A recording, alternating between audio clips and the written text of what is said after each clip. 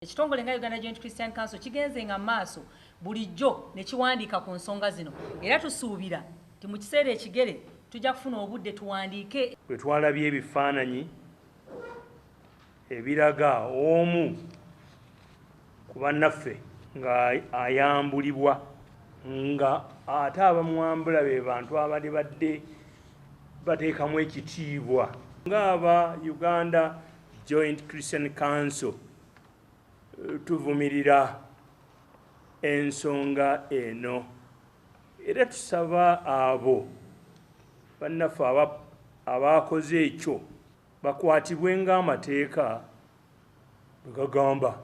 Tusaba poliisi bulijjo ekozesenga obukugu obwa waggulu ennyo engeri gye bakwatamu ensonga ezandibadde ez'eddembe ne bazikwata ngo abatemu oba ababbi. Era